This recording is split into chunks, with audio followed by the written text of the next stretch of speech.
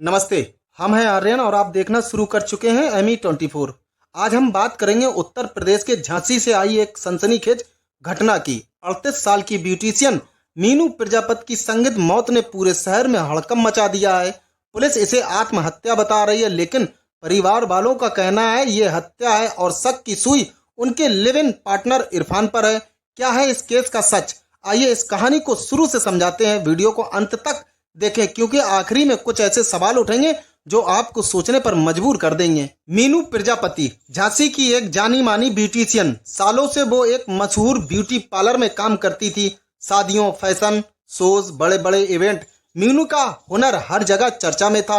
वो न सिर्फ अपने काम में माहिर थी बल्कि आत्मनिर्भर भी थी। परिवार ने देखा कि उनकी बेटी सक्षम है तो 2012 में उनकी शादी मुरैना में करा दी, लेकिन शादी के बाद सब कुछ बदल गया। मीनू अपने प्रोफेशनल को छोड़ना नहीं चाहती थी। वो कहती थी मुझे मेरा काम पसंद है, मैं इसे जारी रखूंगी। लेकिन ससुराल में ये बात किसी को पसंद नहीं आई। पति ने कहा हमारे पास पैसा है, तुम्हें काम करने की क्या जरूरत है। छोटी छोटी बातें बड़े झगड़ों में बदल गईं। सिर्फ 6 महीने बाद दोनों ने तलाक का फैसला कर लिया। मीनू वापस झांसी लौट आई और अपने पिता के बनाए घर में रहने लगी, लेकिन उनकी जिंदगी में अब एक नया मोड़ आने वाला था। तलाक के बाद मीनू की मुलाकात हुई इरफान से। इरफान उनकी एक सहकर्मी का भाई था जो अक्सर ब्यूटी पार्लर आता जाता था।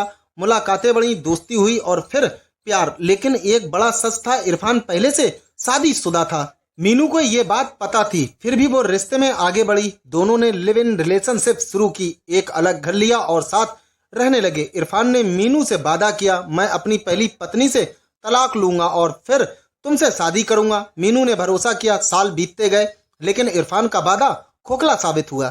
और फिर एक दिन मीनू को पता चला कि इरफान ने चुपके से किसी और महिला से दूसरी शादी कर ली। ये धोखा मीनू के लिए बर्दाश्त से बाहर था। दोनों के बीच झगड़े शुरू हो गए। मीनू कहती तुमने मुझे धोखा दिया, तुम्हें मुझसे शादी करनी थी। इरफान बहाने बनाता। इन झगड़ों ने मीनू को तोड़ दिया। उन्होंने ब्यूटी पार्लर जाना तक छोड़ दिया। पैसे की तंगी और तनाव ने उनके रिश्ते को और बिगाड़ दिया। 2 दिन पहले यानी रविवार को जन्माष्टमी का दिन था। मीनू की बहन पूजा उनके घर गई ताकि उन्हें पूजा पाठ के लिए अपने घर ले जाया जाए, लेकिन घर का दरवाजा बंद था। आवाज दी, कोई जवाब नहीं। पड़ोसियों को बुलाया गया, खिड़की से कुंडी खोली गई और अंदर का नजारा देखकर सबके होश उड़ गए। मीनू की लाश फंदे से लटकी थी, लेकिन उनके पैर जमीन से सटे हुए थे। ऐसा लग रहा था जैसे बॉडी को जानबूझकर जमीन पर चिपकाया गया हो। परिवार ने तुरंत इरफान को फोन किया। इरफान आया, लेकिन उसका रवैया संदिग्ध था। वो बोला वो डिप्रेशन में थी, सुसाइड कर लिया। पुलिस को बुलाने की क्या जरूरत है, अंतिम संस्कार कर दो। लेकिन परिवार ने पुलिस को बुलाया। पुलिस ने बॉडी को पोस्टमार्टम के लिए भेज दिया। परिवार का सीधा आरोप है ये सुसाइड नहीं हत्या है और कातिल इरफान है। उनका कहना है कि इरफान उस वक्त घर से गायब था और वो भी नहीं चाहता था कि पोस्टमार्टम हो।